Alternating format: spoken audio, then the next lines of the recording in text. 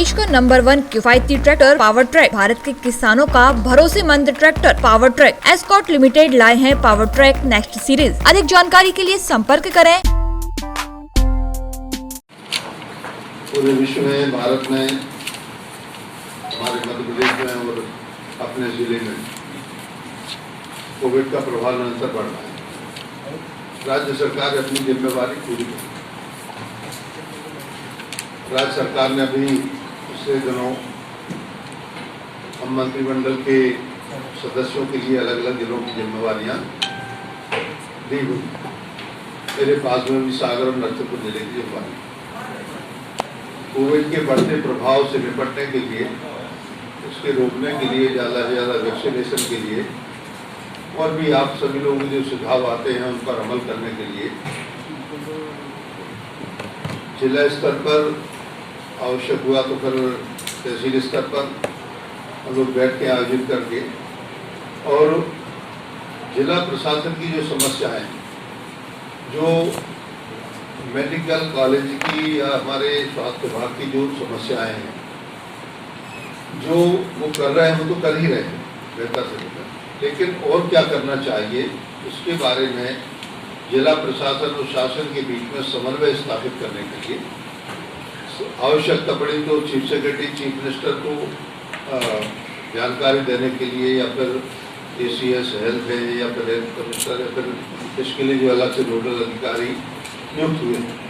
वैसे तो प्रशासनिक अधिकारी संवाद करते ही रहते हैं, लेकिन जब कोई बड़ी समस्या आती, मसलन ऑक्सीजन है राज्य के बाहर से या राज्य के भीतर से कहाँ कितनी उपलब्धता है उसको मिला, या फिर जो इंजेक्शन हैं या फिर दूसरी मेडिसिन उनकी उपलब्धता के बारे में, इसके अलावा मेडिकल स्टाफ के बारे में, मेडिकल ऑफिसर या पैरामेडिकल स्टाफ के बारे में कहाँ कितनी कमी है इसके बारे में जानकारी देना और यदि कहीं उपलब्धता है तो उसके लिए सेवा में लाना या फिर कहीं से भी उसके लिए डेप्यूट कर लाना, ये सारी बातें जो हैं तो एक समन्वय स्थापित करने के लिए जिला प्रशासन, स्वास्थ्य विभाग और राज्य सरकार के वरिष्ठ अधिकारी और मुख्यमंत्री इनके लिए ये हम सब लोगों के लिए दायित्व दिया गया है।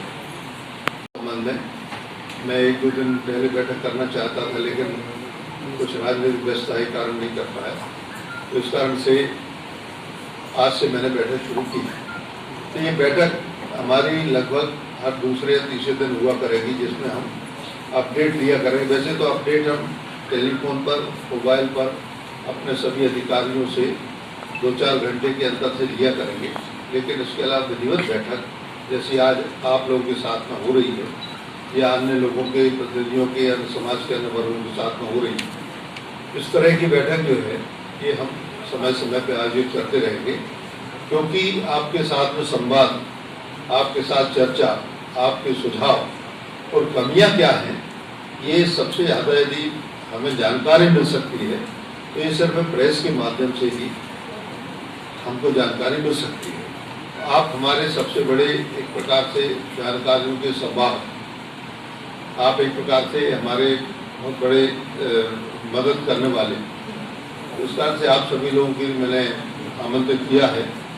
आज हमारी जो बैठक हुई, प्राथमिक बैठक में समाज के सभी वर्गों के लोगों के लिए भी और हमारे स्वास्थ्य विभाग सहित प्रशासनिक अधिकारियों के साथ में भी आज हमारी करीब 1.5 घंटे की बैठक अभी हुई है। इस बैठक में जो विषय सामने आए हैं मुख्य रूप से जनता की ये बीमारी जो है ये कितने समय तक चलेगी और इसका क्या स्वरूप होगा, तो आसन्न संकट को देखते हुए हमें पूर्व तैयारियां क्या करना है। हो सकता है कि भविष्य में और ज़्यादा इसका बीमारी का विस्तार हो, और ज़्यादा यह संक्रमण बढ़े, और ज़्यादा विकट विपरीत परिस्थितियाँ आए। इनके लिए हम पूर्वानुमान तो एकदम सही सटीक नहीं कर सकते, लेकिन पूर्व तैयारी कर सकते हैं। तो इसी दृष्टि से कि ऐसी स्थिति नहीं आए कि जिससे हम सभी के लिए, क्योंकि आप सभी लोग समाज के वर्ग के आदमी, आप सभी के लिए भी समस्या हो, शासन को भी समस्या हो, हम सभी के लिए, समाज के रिमोट एरिया में बैठे लोगों के लिए समस्या हो, तो उसके लिए ज़रूरी है कि हम इसकी पूरी तैयारी करें। तो पहली बात तो बेड के बारे में कि कितने बेड हमारे पास में उपलब्ध हैं। हमने तो आज जो ब्लॉक स्तर की हमारी CHC थी, प्राइमरी हेल्थ सेंटर थे, कम्युनिटी हेल्थ सेंटर थे, सिविल हॉस्पिटल्स थे, इन सब के बारे में डिटेल प्राप्त किया। मैं ये चाहता हूँ कि सारा जिले का पूरा जो माप है, जो प्रभावित लोग हैं, वो सिर्फ हमारे सागर के BMC में या यहाँ के जिला चिकित्सालय में सेंट्रलाइज नहीं। ये यदि विकेंद्रीकृत होंगे तो विपरीत परिस्थितियों में भी हम निपटने में सक्षम होंगे। तो आज मैंने सभी अधिकारियों से कहा है, चिकित्सा विभाग के भी अधिकारियों से कहा है कि आप इस बात का परीक्षण करें कि हम तहसील या ब्लॉक स्तर पर क्या ये सुविधाएं दे सकते हैं, ऑक्सीजन देने की या फिर अन्य मेडिकल फैसिलिटीज की या फिर मेडिसिन्स की, ये सारी व्यवस्थाएं क्या हम ब्लॉक स्तर तहसील स्तर पर दे सकते हैं। और जो क्रिटिकल स्थिति में जो पेशेंट्स होंगे, उन पेशेंट्स के लिए अपने जिले में या फिर जहाँ भी आवश्यक होगा वहाँ पर हम उनका ट्रीटमेंट करें। तो एक तो मुख्य विषय ये था। दूसरा, इसके अलावा जो ICU है या फिर जो दूसरे प्रकार के जिनमें टोटल बेड्स कितने हैं, कोविड बेड कितने हैं, नॉन कोविड बेड्स कितने हैं, और टोटल कोविड पेशेंट्स जो हैं उनका ट्रीटमेंट चल रहा है या हो चुका है, ये कितने हैं, और अपडेट क्या है, आज की स्थिति क्या है, इसके बारे में जानकारी लेंगे। और प्रशासन से कि आपको ऑक्सीजन की या फिर आपको जो इंजेक्शन हैं उनकी क्या कमी आ रही है, हम उनकी व्यवस्था करने की कोशिश करेंगे, मतलब जहाँ से भी होगी। लेकिन मेरा ये कहना है कि सागर में चाहे जिला अस्पताल हो, चाहे मेडिकल कॉलेज हो, चाहे प्राइवेट कॉलेज हो, हमारे हॉस्पिटल में किसी प्रकार की कोई कमी हमारे तरफ से, राज्य सरकार की तरफ से और प्रशासन की तरफ से, चाहे ऑक्सीजन हो, चाहे इंजेक्शन हो, चाहे अन्य प्रकार की मेडिसिन हो, इनकी कोई कमी नहीं आने दी जाएगी। हमारे अधिकारी लगातार इस प्रयास में लगे हुए हैं। और वर्तमान में आज मैंने जानकारी ली है, हमारे ज़िले में फिलहाल, खासतौर से सागर में, ऑक्सीजन की अभी फिलहाल कोई कमी नहीं है। हमारे पास में ऑक्सीजन उपलब्ध है, हमारे पास में शायद इंजेक्शन भी आ रहे हैं, और अभी वर्तमान में हमारे पास में स्टॉक उसकी भी कोई कमी नहीं है। और अनेकों तो अभी ढाना में मुख्यमंत्री जी ने विशेष प्रबंध किए।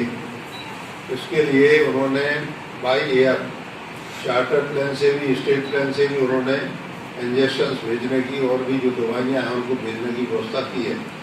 हेलीकॉप्टर से भी उन्होंने ये व्यवस्थाएं की है। पहली बार राज्य के इतिहास में हो रहा, तो इससे सरकार की तत्परता और सरकार की एक प्रकार से मतलब जो प्राथमिकता है वो इससे समझ में आती है कि पहली बार विमान के द्वारा, शासकीय विमान के द्वारा और चार्टर प्लेन के द्वारा सभी जिलों में, जिला स्तर पर या फिर निकटवर्ती स्थान जहाँ जिले में जहाँ हवाई पट्टियाँ नहीं है, हवाई अड्डे नहीं है, तो वहाँ पर विशेष प्रयास के द्वारा हेलीकॉप्टर के द्वारा ये मेडिसिन उपलब्ध कराई जा रही है। इस कारण से आप सभी लोगों का सहयोग, जो एक प्रकार से जो पैनिक जो फैलाया जाता है कि दवाइयाँ नहीं मिल रही, ये है वो है, 3000 का इंजेक्शन 10,000 मिल रहा है, 12,000 मिल रहा है, ये स्थितियाँ नहीं बनना चाहिए। ये हमारी जिम्मेवारी, आप सभी की जिम्मेवारी है।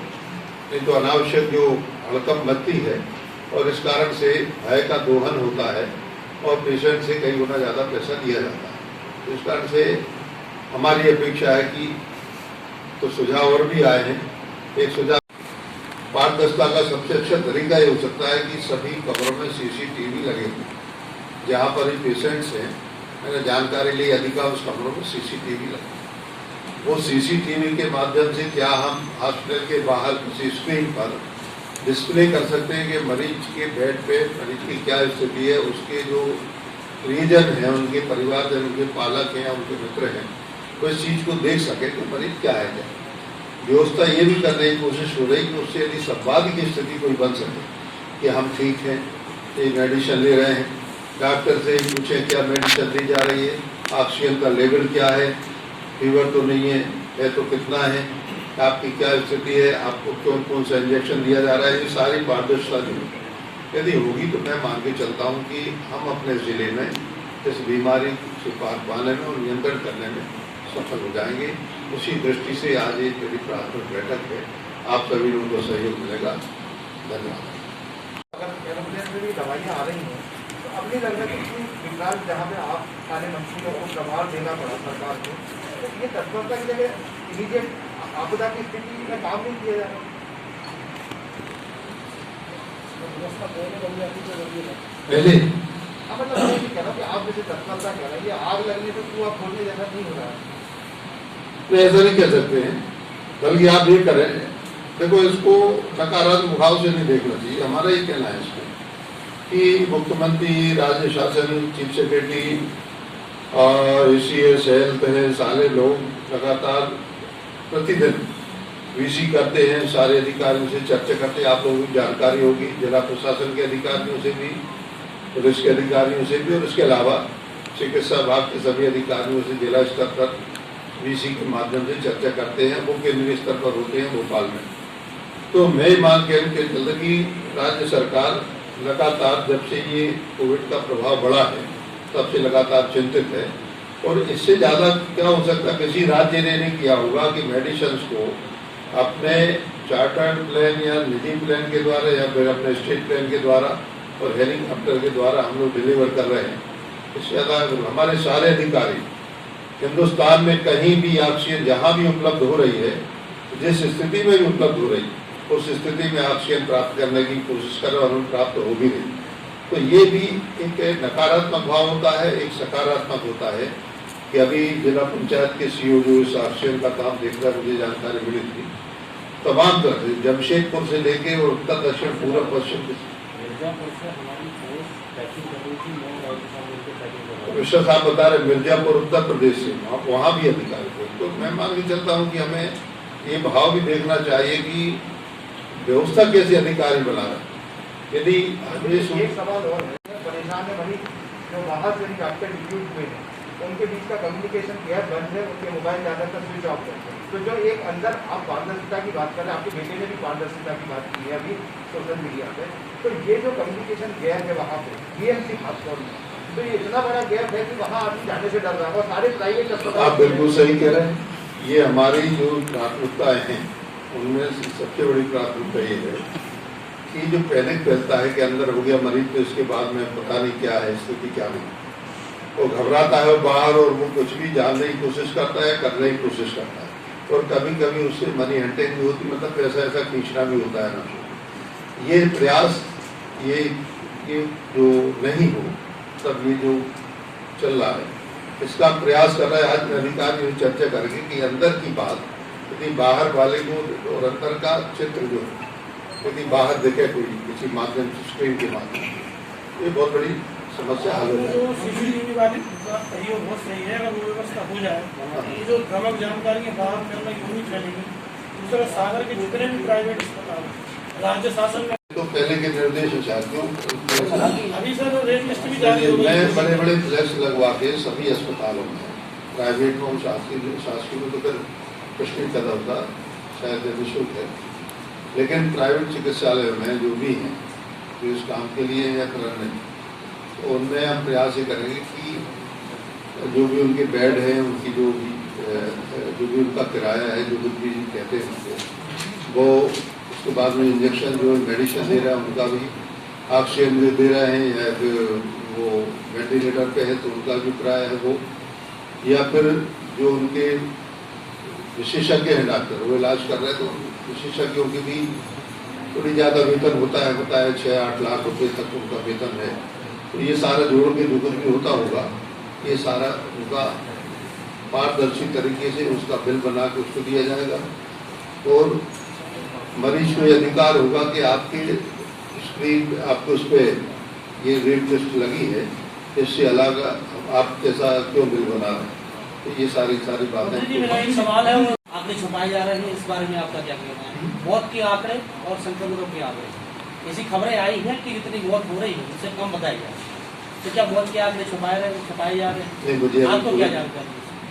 मुझे अभी इस बारे में कोई जानकारी नहीं है, और मैं जहाँ तक मानता हूँ कि मौत के आंकड़े कैसे छुपाए जा सकते हैं। उसमें तो एक जो पीड़ित है परिवार, वो हमारे संपर्क में है। ऐसे कई केस हम लोग 2-3 दिन देख चुके हैं।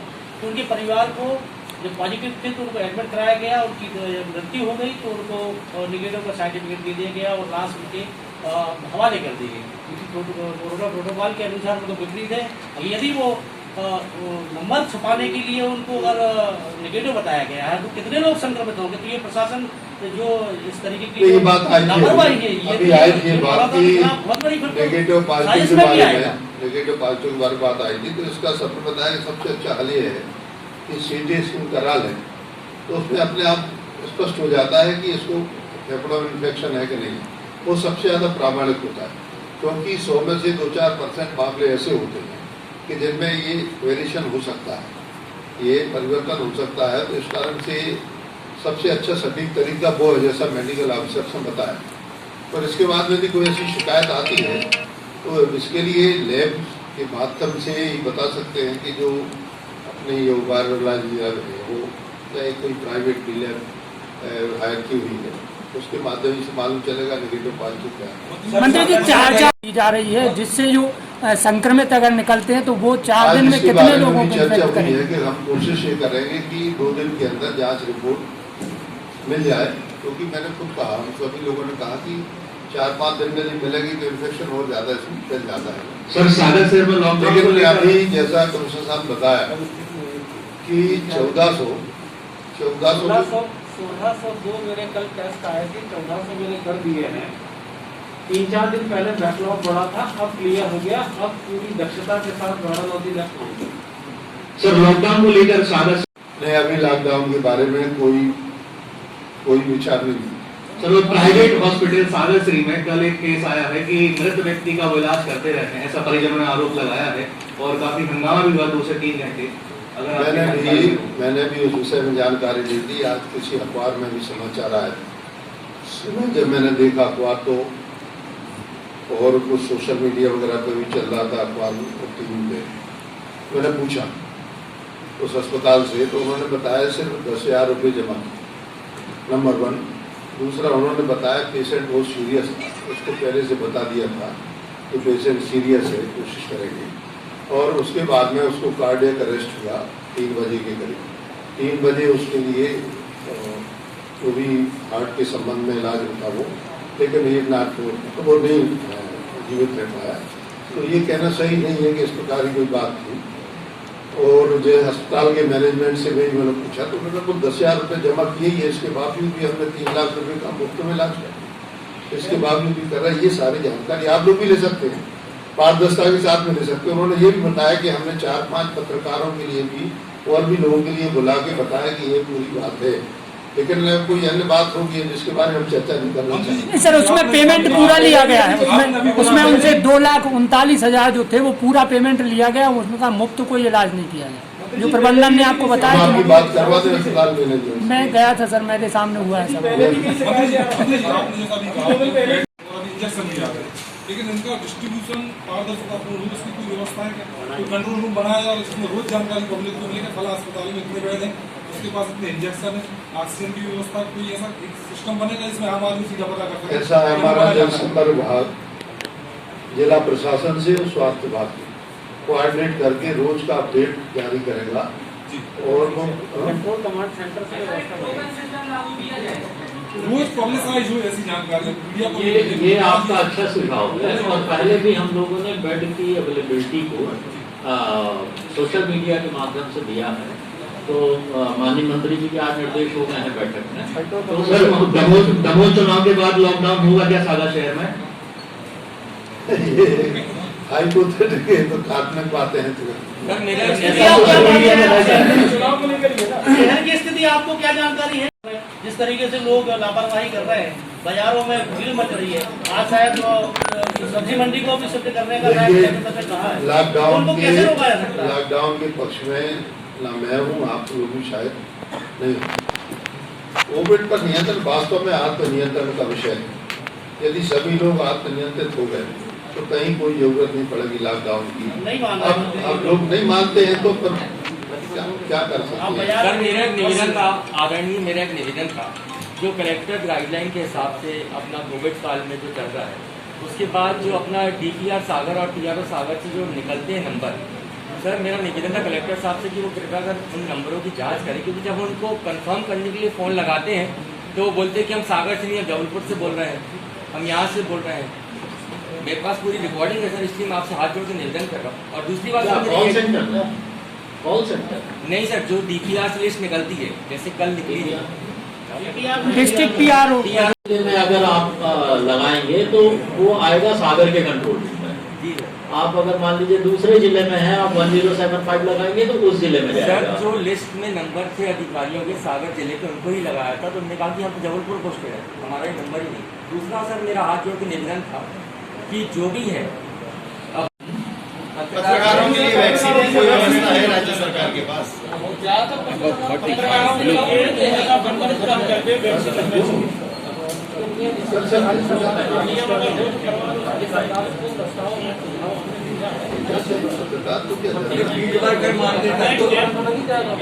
सर इंदौर एज फैक्टर को खत्म किया जाए और सर इंदौर में कलेक्टर की पहल के बाद वहाँ सारे पत्रकारों को लग चुका है।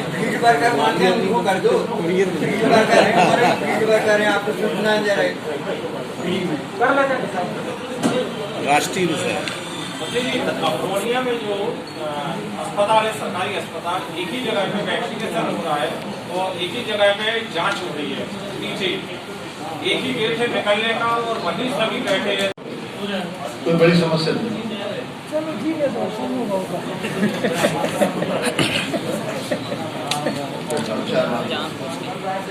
जब लॉकडाउन का कह के बाजार में जमाखोरी और महंगाई भी बढ़ गई है, कई व्यापारी जमाखोरी करके और महंगाई अपने आप 1.5 गुना 3 गुना तक बढ़ा रहे हैं चीजों को, उनके लिए कुछ व्यवस्था है, कुछ सक्रियता या फिर सख्ती है प्रशासन की क्या? अभी हम कुछ प्लानिंग कर रहे हैं कि बाजार कितने बजे खुलना चाहिए और कितने बजे बंद होना चाहिए। नंबर 1, अलग अलग प्रकार की बाजार है, सब्जी बाजार भी है और भी किराने के भी है और भी रेस्टोरेंट भी हैं, कई दुकान। तो हम सबको एक समान सुविधाएं भी दें। सब्जी बाजार सुबह लगता है, थोक का अलग है, टुक्कर का अलग है, उसकी व्यवस्था क्या हो, सबसे ज़्यादा भीड़ होती है सुरक्षित रूप से, तो उसको हम कैसे फैला सकते हैं, सबसे बड़ी प्राथमिकता ये है। फिर अनेक बातें हैं, शादियों का सीजन भी आ रहा है तो क्या व्यवस्था होना चाहिए। अब लोग चाहते हैं कि ज़्यादा से ज़्यादा लोग शादियों में शामिल हो, मैरिज गार्डन वाले भी चाहते हैं कि लॉकडाउन नहीं हो, सारी बातें हैं।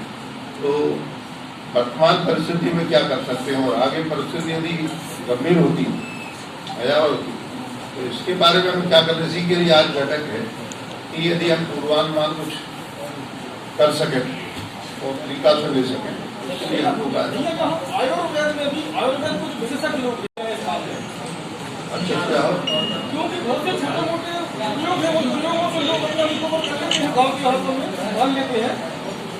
यहाँ पर जो सरकारी आयुर्वेद उन लोगों से विशेषज्ञों से परीक्षण करा लिए जाए आयुर्वेदिक दवाओं की, वो दवाएं मरीजों को देते हैं और लोगों को बांट देते हैं। अभी पिछले साल तो करवाया था ना, लेकिन इस साल कोरोना के स्टेज चेंज है। बैठ करने आयुष वालों से बात की थी तुमसे कल। सर बुंदेलखंड मेडिकल कॉलेज में स्टाफ की भी कमी की बातें आ रही है, जितने मरीज आ रहे हैं। भोपाल जोधपुर से तो स्टाफ आ नहीं सकता। अब हम यदि नीचे के जो हमारे अस्पताल हैं, तहसील और ब्लॉक स्तर के 2-3 डॉक्टर, मुश्किल से 2 डॉक्टर रहते हैं, यदि हमको यहाँ बुला, इसी तरह से नर्सिंग कॉलेजों में जो भी लड़कियाँ बच्चियाँ पढ़ रही हैं उनसे भी सहयोग लेने का विचार करें। आप सभी पत्रकार बंधियों का मैं बहुत आभार धन्यवाद करता हूँ। लेकिन अभी भी कई पेशेंट आज ऐसे हैं जो कि 24 स्कोर वाले हैं और उनको ना प्राइवेट हॉस्पिटल ले रहा है, बीएमसी में बाहर लाइन में लगे हुए हैं। ये आज की फोटो है, आज की खबर है। बीएमसी में बाहर एम्बुलेंस पीछे लाइन लगी है, एम्बुलेंस की, एम्बुलेंस अंदर आईसीयू में जगह है। मैं आज बीएमसी जाऊंगा इसके बाद में और हम देखते हैं क्या हो सकता है। सभी पत्रकार बंधुओं को बहुत